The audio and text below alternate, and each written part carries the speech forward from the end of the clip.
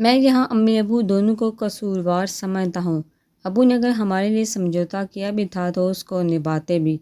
میاں بیوی میں سے کسی ایک کو یہ قربانی دینا پڑتی ہے، امی نہیں تو ابو کو صحیح برداشت کرنا چاہیے تھا۔ نہیں سمیعان، ہم ابو کے احساسات نہیں سمجھ سکتے۔ ابو کیا کوئی بھی شخص نہیں برداشت کر سکتا کہ جس شریک حیات کو وہ اتنی محبت سے اعلیٰ مقام سے نواز رہا ہے، وہ اپنے دل میں ان کے لیے سرے سے کوئی جذبات ہی نہیں رکھتا۔ ابو کے لیے یہ زیادہ تکلیف دہ بات ہے کہ وہ کوئی اور شخص نہیں، ان کا بھائی ہے۔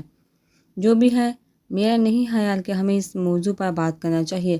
ہم نے جو بھی سنا یا دیکھا وہ ہمارا صرف تجزیہ ہو سکتا ہے۔ پھوپھو نے آپ کو جو بھی بتایا یا سنایا وہ ان کا تجزیہ ہے۔ ہم نے لوگوں کی صرف باتیں سنی، ہمیں نہیں پتہ وہ کون سی وجوہات ہیں جو ہمارے والدین کو اس مقام پر لے آئی ہیں، اور نہ ہی ہمارے والدین نے ہمارے سامنے ان وجوہات کا کبھی ذکر کیا ہے۔ پھر اپنے سے کچھ بھی اخذ کر لینا قبل از وقت ہے۔ میرا خیال ہے ہمیں سرے سے اس واقعے کو فراموش کرنا ہوگا، ورنہ زندگی بہت مشکل ہو سکتی ہے۔ ہم تنہا کچھ بھی نہیں، ہمیں قدم قدم پر نہ چاہتے ہوئے بھی امی ابو دونوں کی ضرورت رہے گی۔ بے شک امی جو بھی کر چکی ہیں، پھر بھی ان کی حیثیت مسلم ہے۔ ان کو اس طرح ڈسکس کرنا مجھے بڑی اذیت ہو رہی ہے۔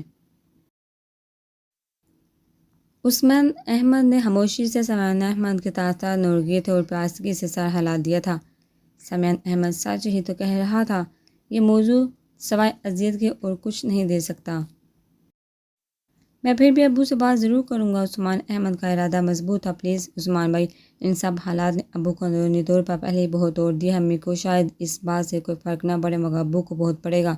وہ کبھی ہم سے نظر ملا کر بات نہ کر سکیں گے۔ میں نہیں چاہتا وہ جو ہمارے معاملے میں اس قدر ہی حساس ہیں، وہ تو اس واقعے سے ہی مجھ سے کترانے لگے ہیں، اور میں ان سے یہ نہ ہو ہمارا رہا سہا برہم بھی ختم ہو جائے۔ امی ابو سمجھتے ہیں کہ ہم لوگ بے خبر ہیں، انہیں یہی سوچنے دے، کم از کم وہ شرمندہ تو نہ ہوں گے۔ سمیعان احمد کا موقف درست تھا۔ عثمان احمد نے ایک گہری سانس خارج کی۔ عثمان بھائی، وعدہ کریں یہ بات ہمارے درمیان رہے کہ کسی اور کے سامنے آپ ذکر نہیں کریں گے، حتیٰ کہ بابی سے بھی نہیں۔ بے فکر ہو یار، اتنا تو میں بھی جانتا ہوں یہ بہت نازک موضوع ہے، ہماری اپنی ذات ہی ڈسکس ہوگی، اور دوبارہ سے بھی نہیں کروں گا۔ وہ سمجھتی ہے کہ امی ابو کے درمیان جب کلچے نظریاتی اور خاندانی بنیادوں پر ہیں۔ یہ اس سے میں نے ہی بابر کروایا تھا، اب میں اپنے ہی منہ سے اپنے والدین کی زندگی کے ان گوشوں کو کیسے بے نقاب کر سکتا ہوں؟ سمیعان احمد نے پرسکون سانس لی، ورنہ یہی خدشہ تھا کہ کہیں عثمان جذباتیت میں کسی اور سے ذکر نہ کر بیٹھے، خاص طور پر امی ابو سے۔ نفیسہ بیگم نے ساس جمال کے منع کرنے کے باوجود سعود کے سامنے نہ صرف رشتہ ڈالا تھا بلکہ آنن فانن بات بھی طے کر دی تھی۔ وہ اپنے اس فیصلے پر پچھتا تو نہیں رہی تھی، مگر جس طرح ساس جمال نے لا تعلقی کا مظاہرہ کر رکھا تھا، وہ شش و پنج میں مبتلا ہو گئی تھی کہ کہیں زرش کو ساس سے منسوب کر کے انہوں نے غلطی تو نہیں کی۔ ساس جمال جو فوراً آنے پر آمادہ تھا، جس نے خود اپنے منہ سے بارہا فرح کے لیے ماموں سے بات کرنے کو کہا تھا، اور وہ راضی بھی تھی، انہیں فرح دل و جان سے پسند تھی، مگر جس طرح طاہرہ نے زرش پر الزام تراشی کی تھی، اس نے انہیں یہ انتہائی قدم اٹھانے پر مجبور کیا تھا۔ مگر اب سعد ناراض تھا، وہ جو آنے کی تمام تیاریاں کر چکا تھا، اس نے پاکستان نہ آنے کا کہہ کر ان سے قطع تعلق کا گویا اظہار کر ڈالا تھا۔ وہ مسلسل پریشان تھی، بے شک حادیہ سے انہوں نے ذکر نہیں کیا تھا۔ ایک گھر میں رہتے ہوئے بھی انہوں نے سعد کے راضی نہ ہونے کی بات اس سے چھپا لی تھی، مگر کب تک؟ انہوں نے ستارہ سے بات کی تھی۔ ستارہ اور سعد کی تو بہت دوستی تھی، وہ بے شک ان سے بات نہیں کرتا تھا، وہ خود امریکہ کال کرتی تب بھی وہ ریسیو نہیں کرتا تھا، مگر ستارہ کے ذریعے وہ اسے راضی کر سکتی تھی، مگر یہ کوشش بھی ناکام ٹھہری تھی۔ دن اتنی تیزی سے گزر رہے تھے کہ انہیں کچھ سجائی ہی نہ دے رہا تھا۔ نوشی کے سسرال والے نوشی کے امتحانات کے فوراً بعد شادی کے طریقے کی بات کر رہے تھے، جو کہ پہلے ہی طے تھا۔ سعد احمد معمول کے مطابق ہی آفس جا رہے تھے۔ سعید احمد سے تعلقات پہلے جیسے ہی ہو چکے تھے، بے شک دونوں گھروں کی ایک دوسرے کے ہاں آمد و رفت تقریباً ختم ہو چکی تھی۔ اس واقعے کے بعد فرح اور علی نے صرف ایک بار ہی چکر لگایا تھا، وہ بھی زرش کا لا تعلق انداز دیکھ کر فرح کو بڑی تکلیف ہوئی تھی، کتنی دوست و محبت تھی دونوں میں، مگر حالات نے کیا سے کیا کر ڈالا تھا۔ کالج میں فرح کے رویے پر زرش اپنے اوپر ضبط کر جاتی تھی۔ پہلے کی طرح ایک دم لا تعلقی تو نہیں رہی تھی، مگر وہ پہلے کی طرح فرح سے بے تکلفی بھی بے تکلف بھی نہ رہی تھی۔ سمیان احمد تو گویا اس کار کو بھول ہی گیا تھا، وہ اس کار کا کیا لگتا تھا، اپنے گھر کو بھی بھول گیا تھا۔ وہ اپنا سارا وقت بزنس میں لگا دیتا تھا، ہر وقت متحرر و مصروف۔ ایسے میں کبھی چچا سے سامنا ہو جاتا تو سارا خود بہت جھک جاتا تھا۔ احساس ندامت سے وہ ان کے اور ان کے سامنے زیادہ دیر ٹھہر نہیں پاتا تھا۔ ایک ہلیج سی درمیان میں حال ہو گئی تھی، جیسے ہر کوئی محسوس کر رہا تھا، مگر کچھ بھی کرنے سے قاصر تھا۔ وقت کا کام ہے چلتے رہنا، وہ کب کسی کی مرضی کے تابع رہا ہے؟ ہر ایک کو اس مختصر سی زندگی میں اپنی بساط کے مطابق ہی ملا ہے۔ زرش نے بھی جینا سیکھ لیا تھا۔ اتنی بڑی ٹھوکر کھا کر بھی نہ سیکھتی تو پھر ساری عمر بے عقل ہی رہتی۔ اس نے ان کی باتوں پر دھیان دینا شروع کر دیا تھا، نوشی کے ساتھ مل کر گھر پر توجہ دینا شروع کر دی تھی۔ ساری بے پرواہی اور بچپنا تو بھول بھال گئی تھی، اب تو صرف یہی یاد تھا کہ وہ بچی نہیں رہی۔ ساری بے پرواہیاں اور نالائکیاں بول کر زندگی کے ساتھ قدم سے قدم ملا کر چلنا ہے۔ طاہرہ بیگم کی نفرت کا اصل مقصد جان کر تو وہ اور بھی محتاط ہو گئی تھی۔ اس کہانی سے اسے بہت کچھ سیکھنے کو ملا تھا، زندگی کے بہت سے رنگ دیکھنے اور سوچنے کا موقع ملا تھا۔ بے شک پہلے کی طرح اس کا اعتماد بحال نہیں ہوا تھا، مگر اسے زندگی کو اس کے اصل معنیوں میں جاننے کا موقع ملا تھا۔ سمیان احمد سے متعلق اس کے جو بھی احساسات تھے وہ اتنے ہی پاکیزہ شفاف تھے جتنے کہ وہ خود تھی۔ ساز جمال سے نسبت طے پانے کے باوجود وہ اس رشتے کو قبول نہ کر پا رہی تھی۔ ساز جمال کا تصور بھی اس کے ذہن کو نہ بدل پایا تھا، بلکہ وہ تو الجھ گئی تھی۔ ایسے کسی بھی رشتے میں بن جانا جو اچانک حادثاتی طور پر، وہ ابھی بے یقین تھی، اگرچہ اب تو کافی دن بیت چکے تھے۔ خاندان بھر کو اس رشتے کے طے ہو جانے کی خبر مل چکی تھی۔ نفیسہ پھپھو نے خاندان بھر میں باقاعدہ مٹھائی تقسیم کر کے دونوں کی نسبت کا اعلان کیا تھا۔ اس کے ہاتھ میں ساز جمال کی نام کی انگوٹھی پہنا کر اپنی طرف سے انہوں نے طاہرہ اور اس کی بہن کیسا بیگم کی گھٹیا چال کو ناکام بنا دیا تھا۔ مگر زرش کو لگتا تھا کہ بہت کچھ غلط ہو چکا ہے۔ ساز جمال کو تو اس نے بھی کزن کی حیثیت سے اتنی اہمیت نہ دی تھی، اب کہاں ساری عمر کا ساتھ نبھانا تھا۔ ہاں، وہ مطمئن تھی کہ اس رشتے کے طے پا جانے سے اس کے والدین خوش ہیں، اس کے والدین کا اعتماد اس کی ذات پر اس طرح برقرار ہے۔ پھوپھو نے جس طرح اسے آڑے وقت میں ان کا ساتھ دیا تھا اور جس طرح ماما پاپا ان کے مشکور تھے، اس طرز عمل نے اسے اس رشتے کو قبول کرنے پر اکسایا تھا۔ بے شک وہ لاچار تھی، مگر جب بھی ماما پاپا کے حوالے سے اس نسبت سے متعلق سوچتی، یک گونا سکون حاصل ہوتا، لیکن دوسرے لمحے کسی کونے میں کئی چہرے سامنے آ کر اس کے اطمینان کو ملیہ میٹ کر دیتے تھے، اور وہ صرف ذہنی حلفشار سے ہی دوچار نہ ہوتی بلکہ دلی طور پر بھی بے سکون ہو جاتی تھی۔ ایسے میں اس کی پناہ گاہ سے کتابیں ہوتی تھی۔ اس نے اپنے آپ کو ہر طرح سے اپنی اسٹڈی کی طرف متوجہ کرنے کی کوشش کی تھی، وہ اس میں کسی حد تک کامیاب بھی ٹھہری تھی۔ پھر گھر میں نوشی کی شادی کے بعد چلنے لگی تو اس کا اسٹڈی کے بعد کا سارا وقت نوشی کے ساتھ ہی گزرنے لگا۔ ہارون انکل شادی کی تاریخ مانگ رہے تھے، جبکہ ماما پاپا ٹال رہے تھے کہ نوشی آرام اور سکون سے اپنے ایگزام کلیئر کر لے، پھر شادی کے ہنگاموں کا سوچیں گے۔ مگر وہ لوگ بدی تھے، دن طے کر لیتے ہیں، ایگزامز کے فوراً بعد شادی رکھ لیتے ہیں۔ گھر میں آج کل یہ ایشو زور و شور سے چل رہا تھا، تقریباً روز ہی ہارون انکل اور آنٹی چلی آتے تھے۔ زرش 2 دن کالج سے غیر حاضر تھی۔ ویسے بھی آج کل کالج میں مختلف فنکشنز ہو رہے تھے، سو وہاں جا کر ٹائم ضائع کرنے کے بجائے وہ گھر پر رہ کر اسٹڈی پر توجہ دے رہی تھی۔ رات کو سب اپنے کمرے میں چلے گئے تھے۔ وہ ٹی وی لاؤنج میں ہی بیٹھی کتابوں میں مصروف تھی۔ زرش کیا کر رہی ہے؟ نوشی کی آواز پر اس نے سر اٹھا کر اسے دیکھا۔ کچھ نہیں، بس پڑھ رہی ہوں۔ خیریت؟ ہاں، وہ اس کے پاس ہی قالین پر بیٹھ گئی تھی۔ زرش نے محسوس کیا وہ کچھ الجھی ہوئی ہے۔ آج اسے ماما اور پاپا کے حوالے سے ایسا ہی محسوس ہوا تھا، مگر وہ ٹال گئی۔ مقام نوشی کو ہاتھ مسلتے دیکھ کر ضرور چونکی۔ کیا ہوا؟ تم پریشان ہو؟ کچھ کہنا ہے؟ وہ رکی، زرش کو دیکھا۔ آج پھپھو کا فون آیا تھا تو وہ حیران ہوئی، بھلا اس میں کون سی نئی بات ہے؟ پھپھو کا فون تو روز ہی آتا رہتا ہے، انہوں نے ماما سے شادی کی بات کی ہے؟ زرش حیرت سے دیکھتے گئی۔ ماما پاپا بھی پریشان ہو گئے ہیں، ان کا خیال تھا کہ کم از کم 1-1.5 سال تک تمہاری منگنی رکھیں گے، مگر پھپھو کہہ رہی تھی کہ سعد بھائی شاید چکر لگائیں، اس لیے وہ ان کے آتے ہی فوراً شادی کرنا چاہ رہی ہیں، کیونکہ سعد بھائی نے وہاں جاب کر لی ہے اور آنا ہی نہیں چاہ رہے تھے، مگر پھپھو کے زور دینے پر آنے کا کہا تھا اور ساتھ یہ بھی کہہ دیا کہ وہ ٹھہریں گے نہیں، دوبارہ آنے میں انہیں عرصہ لگ سکتا ہے، اس لیے پھپھو نے ماما سے بات کی ہے کہ سعد بھائی جیسے پاکستان میں وہ تاریخ طے کر دیں گی۔ نوشی نے تفصیلاً بتایا تو زرش کا سکتہ ٹوٹا۔ یہ کیا تماشا ہے؟ پھوپھو نے یہ سوچ بھی کیسے لیا؟ ابھی تو مجھے پڑھنا ہے اور ماما نے جواب میں کچھ نہیں کہا۔ وہ ایک دم روحان سی ہو گئی تھی۔ کہا تو ہے ماما نے تقریباً انکار ہی کیا ہے کہ کم از کم 2 سال تک شادی کا سوچے بھی مت، مگر پھوپھو باضد ہیں۔ ان کا کہنا ہے جب ہارون انکل وغیرہ دن طے کریں تو اس مسئلے کو بھی زیر غور رکھیں۔ تو میرا کیا ہوگا؟ میری پڑھائی؟ وہی تو ماما نے پاپا سے بات کی ہے، وہ بھی الجھ گئے ہیں۔ پھوپھو کو اندازہ حتمی ہے جس طرح اچانک رشتے کی بات چلی ہے اور اب اچانک شادی کے بعد سچ بتاؤں میں تو خود الجھ گئی ہوں۔ منع کر دو ماما کو، اس طرح سوچیں بھی مت۔ ابھی تک میں اس انگیجمنٹ کو قبول نہیں کر پا رہی۔ کہاں شادی؟ زرش کو ہول اٹھا۔ ہرگز نہیں، ماما پاپا کو خود احساس ہونا چاہیے۔ ابھی تو میری ایج ہی کیا ہے، پھر 7 بائی امپاسبل۔ مجھے ابھی اپنی اسٹڈی کمپلیٹ کرنی ہے، کم از کم ماسٹر تو ہونا ہو۔ میرا بھی یہی خیال تھا۔ خیر دیکھتے ہیں کیا ہوتا ہے۔ سچ بتاؤ ماما پاپا اس حرض کے بعد بہت محتاط ہو گئے ہیں۔ سمیع بھائی کے ساتھ جس طرح تمہارا نام اچھالا گیا ہے، یہ منگنی بھی صرف ایک ضابطے کی کارروائی تھی۔ پاپا نے سرے سے رشتے کو قبول کرنے پر بھی راضی نہ تھے، مگر پھوپھو کے سمجھانے پر وہ مانے تھے۔ بظاہر لوگوں کی زبانیں تو بند ہو گئی ہیں، مگر جب تک باقاعدہ شادی طے نہیں ہو جاتی ماما پاپا اس طرح ششوپانچ میں مبتلا رہیں گے۔ ہو سکتا ہے پھوپھو کے دباؤ ڈالنے پر ماما پاپا مان بھی جائیں کہ اب بات صرف تمہاری کم عمری یا اسٹڈی انکمپلیٹ رہنے کی نہیں، لوگوں کی گندی سوچ کو بدلنے کی ہے، اس سارے پراپیگنڈے کا جواب دینے کی ہے۔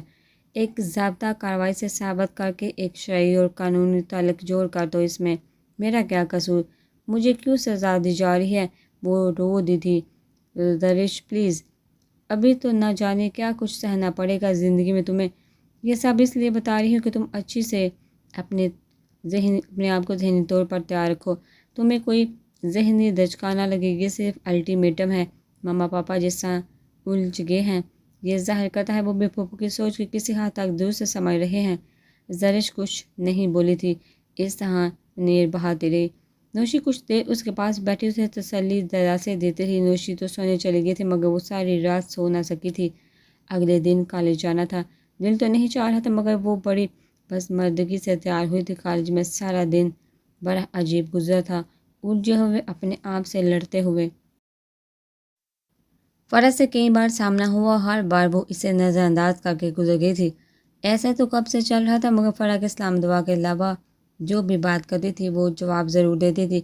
چند دن سے وہ فرح کے ساتھ نارمل بیہیو کر رہی تھی، مگر اب اچانک رات کی بات سن کر وہ پھر سے اس اذیت سے دوچار ہوئی تھی جو صرف ایک حادثے کی وجہ سے تھی، جس نے پوری زندگی کا منظرنامہ بدل دیا تھا۔ آخری پیریڈ فری تھا۔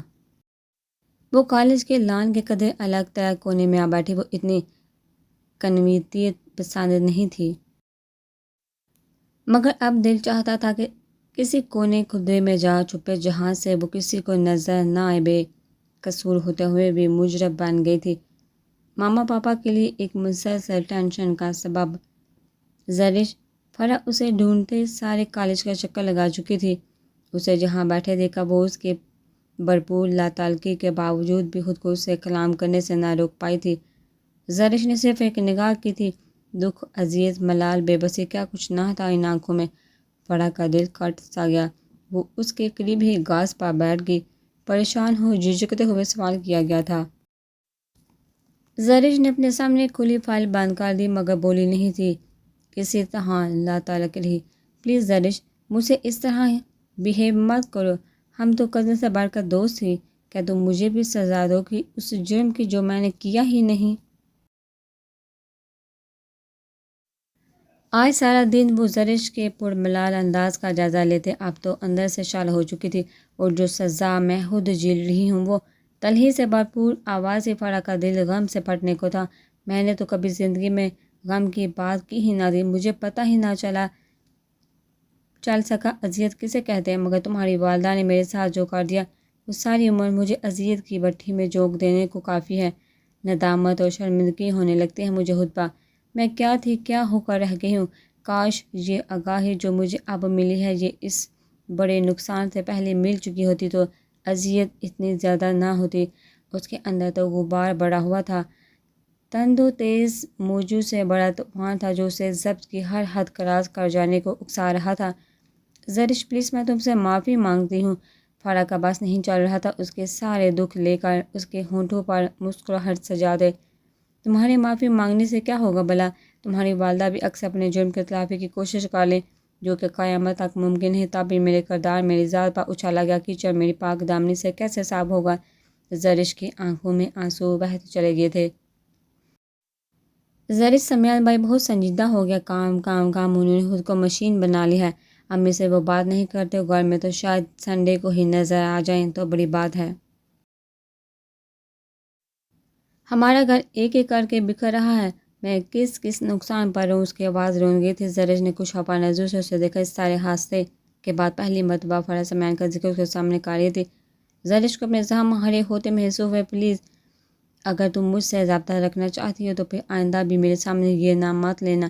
نفرت سی محسوس ہونے لگی ہے اب اس نام سے بھی۔ کتنا منع کیا تھا میں نے ان کو، مگر وہ تو مجھے رسوا کرنے پر تلے ہوئے تھے۔ اب تو انہیں خوش ہونا چاہیے۔ میں کتنی کم عقل واقع ہوئی اور ان کی چال میں آگے۔ یہ سب ان کا قصور ہے، اب تک یہ جو کچھ بھی ہو چکا ہے سب کے ذمہ دار وہ ہیں۔ انہیں محبت سوجی ہوئی تھی، میں رسوا ہو کر رہ گئی ہوں۔ فرا نے طرف کا زرش کو دیکھا۔ سمیع احمد کی دیوانی کتنا بدل چکی تھی۔ صرف ایک حادثے نے اس کو سر تپا بدل دیا تھا۔ وہ اذیت سے ہونٹ کچل کے پھر باقی وقت سے دونوں کے درمیان کوئی بات نہیں ہوئی تھی۔ کالج آپ ہوتے ہی زرش نے اپنی چیزیں سمیٹتی تھی، ایک نظر سر جھکاتے گاز کے تنکے توڑتی فرا کو دیکھا۔ دل کے اندر اپنی ترش روی کا ملال جاگا، مگر منہ بند کر گئی۔ فرا سے زیادہ نقصان اس کا تھا، پھر وہ کیوں نادم ہوتی؟ کبھی کیسی دوستی اور چاہتی محبت اور ہلوس کے کیسے جذبات، مگر اب آنکھ سے آنکھ ملانا مشکل ہو چکا تھا۔ نگاہیں چار ہوتی تھی تو دل میں تکلیف کے کھنڈر آباد ہو جاتے تھے۔ وہ خاموشی سے پرنم آنکھوں کو صاف کرتے وہاں سے نکل آئی تھی۔ ڈرائیور گاڑی سمیت موجود تھا۔ زرش اپنے نام پر وہ چونکی تھی، اس کے کلاس فیلوز کے قریب چلی آئی تھی۔ زرش آج میری گاڑی لینے نہیں آئے گی، تم بھی ہمارے روڈ سے ہی گزرو گی، اگر تکلیف نہ ہو تو ڈراپ کر دو گی؟ سائرہ نے جھجکتے ہوئے کہا تو وہ مسکرا دی۔ حد کرتی ہو تم، یہ تکلف کی ضرورت؟ تکلف کیسی؟ اس میں بھلا پلیز آؤ، اس نے مسکرا کر کہا تو وہ تشکر بجا لائی۔ سائرہ اس کی کلاس فیلو تھی۔ ان چند دن میں فرا کے بعد غیر محسوس انداز میں وہ اس سے مانوس ہوئی تھی۔ بے تکلفی بڑی تھی، پھر سائرہ کون تھا؟ انجان تھی، پاپا کے کسی دوست کی بیٹی تھی۔ سو فرا کے بعد وہ اس کے توجہ مبذول کرنے میں ہچکچائی نہیں تھی کہ یہ لڑکی ڈاکٹر ظفر کی چچا زاد بھی تھی۔ راستے میں سائرہ نے ایک اکیڈمی کے سامنے گاڑی روکنے کو کہا تھا۔ آئی ایم سوری یار، تمہیں ڈسٹرب کر رہی ہوں، دراصل اس اکیڈمی میں میرے ایک کزن ہوتے ہیں، انہیں میں نے کچھ نوٹس کا کہا ہوا تھا، مجھے اشد ضرورت ہے۔ صبح فون پر کہہ رہے تھے میں واپسی پر اکیڈمی کا چکر لگاتے لے جاؤں۔ گاڑی کے ڈرائیور کے گاڑی روکنے پر وہ شرمندہ ہی وضاحت دے رہی تھی۔ تم تو ہاں شرمندہ ہو رہی ہو، تم جا کر نوٹس لے آؤ، میں انتظار کر لیتی ہوں۔ نہیں، میں اکیلی نہیں جاؤں گی، تم بھی ساتھ چلو۔ زرش نے انکار کرنا چاہا، مگر پھر بدتمیزی کا سوچتے راضی ہو گئی۔ اکیڈمی بہت شاندار تھی۔ انٹرنس سے سائرہ اپنے کزن کا پوچھتے اندر چلی آئی تھی۔ راہداری میں کئی چیئرز دیوار کے ساتھ سیٹ تھی۔ تم اپنے کزن کا پتہ کر لو، میں ادھر بیٹھتی ہوں۔ زرش ادھر ہی ٹکی تھی۔ سائرہ سر ہلاتی اندر چلی گئی تھی۔ بعد میں سائرہ ایک ہنسے خوش شکل ہینڈسم سے لڑکے کے ساتھ آتے دکھائی دی تو وہ اٹھ کھڑی ہوئی۔ سوری زرش، تمہیں ویٹ کرنا پڑا۔ اس کے قریب پہنچتے وہ فوراً سٹارٹ ہوئی تھی۔ ویسے ان سے ملو، یہ میرے پھپھو کے بیٹے ہیں، نواز بھائی۔ اس نے مسکرا کر اپنے کزن کا تعارف کروایا۔ نواز بھائی یہ زرش ہے، جس کی میں آپ کو باتیں بتاتی ہوں، ہمارے کالج کی جینیس ترین لڑکی ہے یہ۔ اس نے ہاتھ سے نہرے سے زرش کو دیکھا کہا تو زرش سمسے گئی۔ ایک پل کو مقابل ساکت ہوا تھا۔ السلام علیکم۔ زرش نے اخلاق نبھایا تو سائرہ کے کزن کا سکتہ ٹوٹا۔ اس شخص نے صرف گردن ہلانے پر اکتفا کیا۔ وہ خاموشی سے ارد گرد کے ماحول کا جائزہ لیتی رہی تھی۔ اس کی نگاہیں ابھی بھی زرش پر تھی۔ چلیے سائرہ، وہ اپنے ارد گرد سے یکسر بے نیاز سائرہ کی طرف متوجہ تھی۔ سائرہ کو براؤن اسکارف سے جگڑے کندھوں پر کالج کا دوپٹہ اوڑھے کالج یونیفارم میں وہ اتنے ہی دلکش اور بھیگی پلکوں کی نمی سمیت اتنی ساحر لگ رہی تھی کہ مقابل ٹھٹک سا گیا تھا۔ زرش کے روپ میں اس کے سامنے کوئی جیتا جاگتا وجود ٹھہرا ہوا تھا۔ اچھا نواز بھائی تھینکس، مجھے ان نوٹس کی اچھا ضرورت تھی، میں انشاءاللہ کل ہی واپس کر دوں گی۔ سارا کے کہنے پر اس شخص نے اپنی نگاہوں کا زاویہ بدلا تھا، مگر اندر تو بے چینی نے سیر ابارا تھا۔ جادو نے ایسی کروٹ لی تھی کہ دل ایک آن میں غم سے پھٹ پڑنے کو تھا۔ وہ دونوں جا چکی تھی، شیشے کے اس پار وہ دونوں گاڑی میں بیٹھ کر نظر سے اوجھل ہو چکے تھے، مگر نواز فاروق تو اپنی جگہ ساکت ہو گیا تھا۔ زرش کے روپ میں اسے جو چہرہ یاد آیا تھا اسے بہت ٹھکرا کر آیا تھا، اسی چہرے کو جو دل میں بسا تھا، اس وجود کو جو آج بھی بھولنے پر نہیں بھولا نہیں تھا۔ زرش کے آواز، اس کا بے پرواہ انداز اور سب سے بڑھ کر چہرے کا تاثر سے نوارا احسان کی ذات کو یاد دلا گیا تھا۔ ادھر نوشی کی شادی کے دن طے ہوئے تھے تو ادھر نفیسہ بیگم مسلسل اذیت کا شکار ہونے لگی۔ سعد نے مسلسل رابطہ ختم کیا ہوا تھا، وہ صرف اسی سوئے پاکستان آنے پر آمادہ تھا کہ اگر وہ زرش سے رشتہ ختم کر کے فرح کے لیے بات کرے تو وہ دوسری کوئی بات سننے کو تیار ہی نہ تھا۔ پاکستان میں جو کچھ ہو چکا تھا وہ سعد کو بتانے والا تو نہ تھا، پھر سعد طبیعت کا کچھ مختلف تھا۔ اپنی ذات کے لیے بڑا پرجاسر تھا، وقار، اگر دھیمے مزاج کا صابر انسان تھا تو وہ خود پسند اپنی خواہشات کو فوقیت دینے والا انسان تھا۔ گھر بڑھ کا لاڈلا ہونے کی وجہ سے کچھ زیادہ ہی خود سر اور ضدی بھی ہو چکا تھا۔ انہوں نے اس کی اب تک ہر ضد مانی تھی، ہر بار خواہش پوری کی تھی، مگر اب کی بار وہ جو کچھ مانگ رہا تھا وہ ان کے بس کی بات نہ تھی۔ مگر وہ کچھ پیش سمجھنے پر آمادہ ہی نہ تھا، صرف ایک ہی ضد تھی، فرح کے لیے بلائیں گی تو واپس آؤں گا ورنہ نہیں۔ ہادیہ 2 دن سے سعود احمد کے ہاں تھی۔ انہوں نے کئی بار سعد کے نمبر پر کال کرنے کی کوشش کی تھی، مگر وہ ہر بار کال ڈسکنیکٹ کر دیتا تھا۔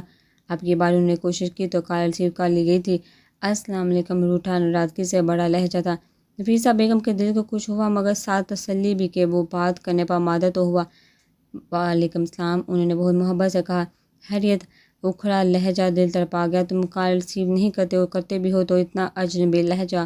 ماں ہوں تمہاری، اتنی دور پردیس میں بیٹھے ہو، ہر وقت دل تمہاری طرف ہی اٹکا رہتا ہے، پھر بھی اجنبیوں کی طرح بات کرتے ہو۔ امی پلیز۔ دوسری طرف سے سعد پر آواز کا اثر ہوا تھا، فوراً لہجہ بدلا تھا۔ کب آ رہے ہو پاکستان؟ بتایا تو ہے، جاب شروع کر لی ہے میں نے، ابھی کوئی ارادہ نہیں۔ تو کب ارادہ بنے گا؟ دیکھو سعد، میں بہت پریشان ہوں۔ سعود نے نوشی کے دن طے کر دی ہے۔ اپنی طرف سے میں نے سعود سے کہہ دیا کہ تم پاکستان لوٹ رہی ہو اور میں جلد از جلد زرش کو اپنے گھر لانا چاہتی ہوں۔ انہوں نے اپنے آپ کو مضبوط کر کے سعد کو اطلاع دی تھی، مگر وہ تو سنتے ہی پھٹ پڑا۔ میں خدا کے لیے کیا کر دیا آپ نے؟ میں نہیں آؤں گا، مجھ پر اس طرح دباؤ مت ڈالے، میں فرح کے علاوہ کسی سے شادی نہیں کروں گا، وہ غصے سے بولا تھا۔ نفیسہ بیگم کے اندر اشتعال بکھرا۔ سعد مجھے مت تکلیف دو، میں زبان دے چکی ہوں اور فرح کے لیے میں کچھ نہیں کر سکتی۔ اگر زرش کا معاملہ نہ ہوتا تب بھی طاہرہ بھی نہ مانتی۔ اس رشتے پر معراج بھائی سے پتہ چلا تھا کہ طاہرہ کا ارادہ کیسا کہ حمزہ سے فرح کا رشتہ طے کرنے کا، اور تم جانتے ہو ایسے معاملوں میں جیت ہمیشہ طاہرہ کی ہی ہوئی ہے، تو آپ نے کب کوشش کی ہے؟ ایک دفعہ ان کے ہاں جائیں تو صحیح۔ میں گئی تھی، تمہیں شاید یاد ہو، ایک دن جب فرح کو باہر وغیرہ تھا میں گئی تھی۔ سعید احمد سے بات کی تھی، اس نے ٹال دیا تھا کہ ابھی فرح اسٹڈی میں مصروف ہے، بیٹوں کی بات دوسری ہے، مگر بیٹی کا رشتہ وہ اتنی جلدی طے نہیں کرے گا۔ آپ زور تو دیتی، کوشش تو کرتے، مگر آپ نے کچھ بھی نہیں کیا۔ میں اس کے بعد جب اس سعید احمد سے ملی یہی بات کی، مگر اس نے ہر بار بھی چپ رہنے کو کہا تو انتظار کر لیتے۔ میں کون سا برا ہو رہا تھا، اور زرش تو ابھی انمیچور ہے، اس سے میں ابھی تک ایک بچی تصور کرتا ہوں، آپ نے فیصلہ تک کر لیا۔ ساتھ میں مجبور تو وہ سچ ہو گئی تھی۔ زرش کے حوالے سے انہوں نے ساتھ کو کچھ بھی نہیں بتایا تھا، اپنے بیٹے کی عادت سے باخبر تھے، یقین تھا کہ سمیان کے پسندیدگی کا سن کر تو وہ کبھی مانے گا بھی نہیں۔ کیا مجبوری تھی اس قدر آنن فانن یہ سب طے کر لیا، وہ میرے کسی فیصلے کو اہمیت ہی نہ دی۔ تم جانتی تو ہے طاہرہ کو اس طرح کی اس کی عادت کو، سعید احمد کی خواہش سے بھی باخبر ہو کہ وہ سمیان کے لیے زرش کا رشتہ کئی بار سعود احمد سے مانگ چکا ہے۔ ہاں تو پھر دوسری طرف سعد الجھا، یہ تو وہ بھی اچھی طرح جانتا تھا۔ طاہرہ ایسا نہیں چاہتی تھی، دوسری طرف ایسا کی خواہش تھی کہ اس کی بیٹی فوزیہ سمیان کے لیے آئے، بس یہاں تو ہر روز نیا ڈرامہ ہوتا تھا۔ طاہرہ تو سب کچھ بھول بیٹھی ہے، جو بہن کہتی ہے کرتی ہے۔ وہ زرش کے رشتے نہ لینے کی مخالفت میں تھی، جبکہ سعید احمد باضد تھے۔ پھر سمیان نے بھی باپ کی بات مانی تو طاہرہ نے غصے سے آ کر وہی گھٹیا چال چلی جو وہ ہادیہ کے سلسلے میں کر چکی تھی۔ او مائی گاڈ! خاموشی سے سنتا سعد ایک دم ششدر رہ گیا۔ اس کے ساتھ پر ایک بم پھوٹا تھا، گویا ویری سیڈ۔ سعود احمد نے بہت اثر لیا ہے اس واقعہ کا۔ زرش کی طبیعت بھی تم جانتے ہو طاہرہ، اور اس کی فیملی سے کس قدر اٹیچ ہے۔ سمیعہ سے اس کی بے دخلی کو طاہرہ اور کیسا نے مل کر غلط رنگ دیا ہے۔ سعود کو جب ساری صورتحال کا علم ہوا تو انجائنا کا اٹیک ہوا، بڑی مشکل سے حالات سنبھلے ہیں۔ کئی دن سعود احمد ہسپتال رہا۔ اسی دوران کیسا کی زبانی خاندان بھر میں زرش کے حوالے سے جو چرچا ہوا وہ علیحدہ اور سعود کی عیادت کو کیا آتے تھے، جگر چھلنی کرنے کر جاتے تھے۔ ایسے حالات میں تم ہی بتاؤ میں کیا کرتی؟ میرے لیے تو میری بھتیجیاں ہی اہم ہیں، پڑا تو میری بھی خواہش تھی، اور ترش وہ تو جیتے جی مار دینے والی بات ہے۔ ایسے حال میں بائی کا سہارا نہ بنتی تو کیا کرتی؟ ہادیہ کی بات دوسری تھی کہ رشتہ وغیرہ بڑوں میں طے تھا، مگر جہاں تو سرے سے کچھ تھا ہی نہیں۔ لوگوں میں جو شوشا ہوئی ہے وہ علیحدہ۔ سعود تو موت کے منہ سے سمجھو واپس آیا ہے، وہ رو رہی تھی۔ دوسری طرف بالکل خاموشی چھا گئی تھی۔ ساتھ جو بپھڑا بیٹھا تھا سب کچھ سن کا حیران رہ گیا تھا، اتنا کچھ ہو چکا وہاں اور وہ بے خبر تھا۔ میں زبان دیکھا اب واپس لوں، یوں کہو اپنے ہاتھوں سے اپنے بھائی کو قبر میں اتاروں۔ مجھ سے یہ سب نہیں ہو رہا، اپنی ماں کی مجبوری سمجھو، اگر ایسے عالم میں میں بھی خود غرض بن جاتی تو پھر رشتوں کا مان بھی ٹوٹ جاتا۔ سعید احمد تو خود نادم ہے، اپنی بیوی اب اس کے بس کی بات نہیں۔ طاہرہ اب سمجھانے بجھانے والی حد سے نکل چکی ہے۔ تم ہی بتاؤ میں کس منہ سے سعود کو منع کر کے فرق کا ہاتھ مانگوں کہ میں نے طاہرہ اور کیسا کی سازش کو غلط قرار دینے کے لیے اپنے ہاتھوں سے تمہارے نام کی انگوٹھی زرش کو پہنائی ہے۔ خاندان بھر میں مٹھائی بانٹی کہ لوگوں کے ذہنوں میں کوئی بات نہ رہے۔ اب کچھ نہیں ہو سکتا۔ آپ نے مجھے یہ سب کچھ پہلے کیوں نہیں بتایا؟ کہ ثانیوں بھی تھکی تھکی سی آواز سنائی دی۔ مجھے ڈر تھا کہ کہیں تم جذباتی ہو کر کوئی انتہائی فیصلہ نہ کر لو۔ ماموں جان کی طبیعت اب کیسی ہے؟ ٹھیک ہے، اللہ کا بڑا کرم ہے۔ شروع میں کافی سیریس کنڈیشن رہی تھی، پھر آہستہ آہستہ سب ٹھیک ہوتا گیا ہے۔ سعود آفس جاتا ہے، اب تو نوشی کی بات بھی طے ہو گئی ہے۔ دونوں بہنوں کے ایگزامز ہو رہے ہیں۔ ایگزامز کے فوراً بعد نوشی کی شادی کی تاریخ رکھی ہے۔ اپنی بیماری کی وجہ سے سعود اب جلد از جلد نوشی کے فرض سے سب کو دوش ہونا چاہتا ہے۔ ساتھ سب کچھ تمہارے سامنے ہے، میں تو تمہیں سب بتا دیا ہے۔ ٹھنڈے دل و دماغ سے ضرور سوچو، مگر یہ خیال رکھنا تمہاری ماں کی عزت کا سوال ہے۔ پہلا تو میری بھی خواہش ہے، مگر زرش کو بھی تباہ ہوتے نہیں دیکھ سکتی کہ وہ بھی میرے دل کا ٹکڑا ہے۔ آخر میں ان کی آواز نم آلودہ ہو گئی تھی۔ تم یہاں نہیں ہو، تم یہاں ہوتے، سب حالات آنکھوں سے دیکھتے تو تمہارا بھی یہی فیصلہ ہوتا۔ تمہاری بہنوں باپ بھائی سب کے مشورے پر ہی یہ رشتہ طے کیا۔ سب کچھ سوچ سمجھ کر، صرف جذباتیت میں بھائی کے سامنے جولی نہیں پھیلائی تھی، سب حالات کا تجزیہ کیا تھا۔ تمہاری خواہش، تمہارے احساسات کا بھی سوچا تھا میری جان۔ ان کی آواز میں آنسو کی لرزش تھی۔ دوسری طرف موجود سعد کے دل پر بڑے عجیب انداز میں اثر ہوا تھا۔ امی جان پلیز روئے نہیں، میری خواہش، میرے احساسات آپ سے بڑھ کر تو نہیں، پلیز روئے نہیں۔ وہ جتنا بھی اکھڑ مزاج اور ضدی ہو مگر ماں کو روتے نہیں دیکھ سکتا تھا، اور ماں بھی وہ جس نے ہمیشہ ہر جائز ناجائز میں ساتھ دیا تھا۔ ایسے حال میں وہ کیسے اپنی ضد پر قائم رہ پاتا، جبکہ اب تو ماں کی زبان اس کے عزت کا سوال تھا۔ امی پلیز روئے نہیں، آپ مجھے یہ سب پہلے بتا دیتے تو میں یوں ریئیکٹ ہی نہ کرتا۔ بہرحال مجھے کچھ وقت دیں سنبھلنے کے لیے، اپنے آپ کو سمجھانے کے لیے۔ ابھی یہ سب کچھ بہت تکلیف دہ ہے۔ میں سعود سے شادی کی بات کر چکی ہوں۔ سعد کا ایک دم تھکا انداز ان طرف آ گیا تھا۔ امی پلیز آپ ابھی مجھ سے اس موضوع پر بات نہ کریں تو بہتر ہے، اس نے فوراً ٹوک دیا تھا۔ اچھا نہیں کرتی، مگر یہ تو بتاؤ کہ پاکستان کب آ رہے؟ ابھی جاب شروع ہوئی ہے۔ ابھی کچھ کہہ نہیں سکتا۔ انداز صاف ٹالنے والا تھا۔ کہاں وہ آنے کو دن گن رہا تھا اور اب کہاں ٹالتا انداز۔ نفیسہ بیگم کے دل سے ایک ہوک اٹھی۔ تم تو پاکستان آ کر اپنے کلینک سٹارٹ کرنا چاہتے تھے، کتنا عرصہ ہو گیا ہے تمہیں؟ دیکھو اس فیصلے کی سزا مجھے یوں تو نہ دو، بس واپس آ جاؤ، مجھے کچھ نہیں پتا۔ امی جان پلیز، ابھی میں واپس نہیں آنا چاہتا۔ میرے لیے یہ سب کچھ ایک دم برداشت کر لینا بہت مشکل ہے، پھر بھی میں سوچوں گا واپس تو مجھے پاکستان ہی آنا ہے۔ یہاں کیا ہے میرا اپنا؟ آپ لوگ میرے اپنے سب وہی تو ہیں، آپ لوگوں سے میں بلک کٹ کر رہ سکتا ہوں۔ سعد کے ان جذباتی لفظوں سے نفیسہ بیگم کو دل کو بڑی تقویت حاصل ہوئی تھی۔ ایک دم یقین مستحکم ہوا تھا کہ اب کچھ بھی ہو ان کا بیٹا اب بھی ان کی مانتا ہے، ان کو اہمیت دیتا ہے۔ دل خوشی سے سرشار ہوا تھا۔ والدہ بیگم چند دن ہسپتال میں رہی تھی۔ بے شک انہوں نے ابھی چلنا پھرنا شروع نہیں کیا تھا، مگر مصنوعی ٹانگ کے سہارے وہ اب بغیر کسی کے سہارے اٹھ کر بستر پر بیٹھ جاتی تھی۔ یہ اچھی خاصی امپروومنٹ تھی۔ رفت بازی ابھی تک رکی ہوئی تھی۔ اماں گھر منتقل ہوئی تو شارق نے ان کے لیے فیمیل نرس کا بندوبست کر دیا جو نہ صرف ان کی ضروری حاجات میں مدد کرتی تھی بلکہ روز چلنے کی پریکٹس بھی کرواتی تھی۔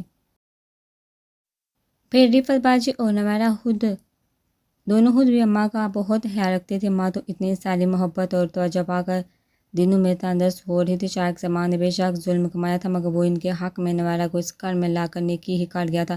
وہ تو گویا ساری زندگی کی فکروں سے آزاد ہو کر ہر وقت اپنے بچوں کے لیے دعاؤں میں گوشہ رہتی تھی۔ شارق ہنی مون ٹرپ کے لیے دبئی جانا چاہتا تھا، مگر نویرہ نہیں مانی تھی۔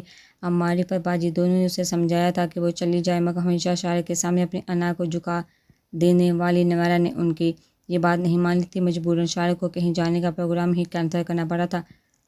نویرہ کو شارق کی اس پسپائی سے بڑی خوشی حاصل ہوئی تھی تو یہ بھی ایک خود غرضی ہی، مگر وہ مطمئن ہی تھی۔ بے شک وہ شارق کے گھر آباد ہو چکی تھی، بے شک وہ اسے اپنا شوہر تسلیم کر چکی تھی، مگر وہ اس کی دھاندلی اس کے ظلم کو نہ بولی تھی۔ شارق کے ساتھ اس کا رویہ ویسا ہی تھا، کبھی مصلحتاً آمیز اور کبھی ڈر جانے والا۔ اول روز سے اس نے جو اسے اپنے برے رویے کا احساس دلانے کا تہیہ کیا تھا اس پر قائم تھی۔ 3 دن سے وہ اماں کے ہاں آئی ہوئی تھی۔ اماں اسے کچھ خریدنے کے بجائے ہر بار شارق کے ساتھ نباہ کرنے کی صلاح ضرور دیتی تھی۔ نبیلہ بھابھی بھی کچھ نہ کچھ نصیحتیں ہی کرتی تھی، مگر نبیل بھائی اس گھر میں وہ واحد شخص تھے جو اسے دیکھ کر کچھ نہیں کہتے تھے، حتیٰ کہ اسے مخاطب بھی نہیں کرتے تھے۔ ان کے دل میں ابھی تک شارق زمان کا مزہ چکھانے کی آگ دہک رہی تھی۔ ساجد بھائی اور زہا بھابھی پچھلے ہفتے ہی واپس چلے گئے تھے۔ وہ صرف شادی میں شرکت کے لیے پاکستان آئے تھے۔ اب تو شادی کے ہنگامے سرد پڑ گئے بھی کئی دن گزر چکے تھے۔ دوپہر کو رفت باجی کا فون آیا تھا، انہوں نے اسے واپس آنے کو کہا تھا۔ وہ ابھی چند دن قیام کرنا چاہتی تھی، مگر دوپہر میں شارق کا بھی فون آیا تو اسے ماننا ہی پڑا۔ ہمیشہ کے طرح شارق زمان نے اسے صرف حکم دیا تھا۔ اس کے نزدیک یہ 3 دن اماں کے ہاں رہنے کو کافی تھے۔ وہ شام کو لینے آ رہا تھا۔ اماں اور بھابھی کو بتا کر وہ اپنے کمرے میں چلی آئی تھی۔ تیار ہونے کو دل تو نہیں چاہ رہا تھا، مگر اس گھر میں شارق زمان کے علاوہ واجدہ بیگم اور رفت باجی بھی تھی۔ نہا کر وہ نکلی تو بھابھی نے اسے زبیدہ چچی وغیرہ کی آمد کی اطلاع دی تھی۔ اماں کہہ رہی تھی محتاط رہنا، چچی کچھ پوچھیں تو بات سنبھال لینا۔ نصیحت کے ساتھ وہ اسے سمجھا کر کمرے سے نکل گئی تو نویرہ کو کوفت سے برا حال ہونے لگا۔ شادی کے بعد سے ہر ایک کی زبان پر صرف ایک ہی سوال ہونا تھا، خوش تو ہو؟ شارق کیسا شوہر ہے؟ نماز کے حوالے سے کچھ کہتا تو نہیں؟ اور وہ ہر بار ایک نئی اذیت سے دوچار ہو جاتی تھی۔ چچی کے ساتھ رمشا اور رضا بھی تھا۔ وہ سب سے خوش دلی سے ملی تھی۔ تم کہاں ہوتے ہو رضا؟ کبھی نظر ہی نہیں آتے۔ والدہ اماں کے ہسپتال ایڈمٹ ہونے کے دوران سب سے ہی ملاقات ہوتی رہتی تھی، سوائے رضا کے۔ اب بھی سب سے سلام دعا کے بعد وہ رضا کے سامنے ہی کشن پر بیٹھ گئی تھی۔ رضا نے ایک نگاہ ڈالی تھی۔ پنک لباس میں نکھری سے نویرہ نے اس کے احساسات کو بڑی طرح مجروح کیا تھا۔ میں تو اسی شہر میں ہی ہوتا ہوں، آپ ہی شاید کچھ مصروف ہو گئے ہیں۔ ایک شکوہ سا تھا۔ اچھا، وہ ہنس دی تھی۔ نویرہ کی یہ مدھر ہنسی اس کے اعصاب پر ایک بوجھ ثابت ہوئی تھی۔ بڑے کمزور لگ رہے ہو، خیریت ہے نا؟ کہیں بیمار تو نہیں ہو گئے؟ بڑے غور سے رضا کو دیکھا۔ رمشا کو بڑی تپش کا احساس ہوا۔ وہ رضا کے معاملے میں بھلا کہاں چونکنے والی تھی؟ ایک جلن کا احساس پیدا ہوا تھا۔ نہیں، ٹھیک ہوں میں۔ رضا فوراً سنبھالا تھا۔ رمشا کے ہونٹ پر استہزائی مسکراہٹ مچلی تو رضا اپنا پہلو بدل کر رہ گیا۔ آپ سنائیے، کیا ہو رہا ہے آج کل؟ رمشا کو نظر انداز کرتے اس نے نویرہ کی خود سے توجہ ہٹانی چاہی۔ یہ بھی بڑے دلگردے کا کام تھا۔ وہ تو یوں ہی امی اور رمشا کے ساتھ ان کو چھوڑنے چلا آیا تھا۔ یہیں آ کر علم ہوا تھا کہ وہ نویرہ بھی ادھر ہی ہے۔ وہ تو فوراً چھوڑ کر جانے کو تھا۔ نویرہ کا نام سن کر دل دیکھنے کو مچل اٹھا تھا، اور اب دیکھ لینے کے بعد دل کی وحشتوں میں اور ہی اضافہ ہوا تھا۔ کیا ہونا ہے؟ سارا دن گھرداری اور بڑی اماں کی دیکھ بھال میں گزر جاتا ہے۔ آج کل ادھر ہوں تو فراغت ہی ہے۔ چچی زبیدہ اماں سے باتوں میں مصروف رہی تھی۔ اماں کے اشارے کرنے پر وہ اٹھ کر کچن میں بھابھی کا ہاتھ بٹانے آ گئی تھی۔ اماں اسے کسی رشتہ دار کے پاس کم ہی بیٹھنے دیتی تھی۔ کہ ہاں ماں ہی کوئی بات نکل گئی تو دل خراب ہوں گے۔ نواز کا انکار ایک دم یشار کے ساتھ رخ سے کچھ بھی تو بلانے والا نہ تھا۔ چاہے کوئی کتنا ہی عزیز کیوں نہ ہو، یہ ذکر ضرور چلتا تھا، اور اس ذکر میں سوائے اذیت و تکلیف کی اور تھا ہی کیا۔ اور اماں کی پوری کوشش کی پچھلے تمام حالات اور واقعات کو بلا کر نویرہ شارق کی موجودہ حیثیت کو قبول کر کے اب ساری عمر اسی کے ساتھ ہی تو رہنا تھا، مگر کچھ کہہ کر کچھ پوچھ کر ہاں محاد نویرہ کا دل کیوں خراب کیا جائے۔ مغرب سے کچھ پہلے نبیل بھائی بھی گھر آ گئے تھے، اور جب شارق کے آنے کا پتہ چلا تو ان کا غصہ حد سے بڑا تھا۔ شادی کے بعد پہلی دفعہ شارق ان کے ہاں آ رہا تھا۔ تم فون کر کے اس شخص کو منع کر دو کہ وہ یہاں نہ آئے، اگر اس نے ہمارے گھر کی دہلیز بھی پار کی تو میں اسے شوٹ کر دوں گا۔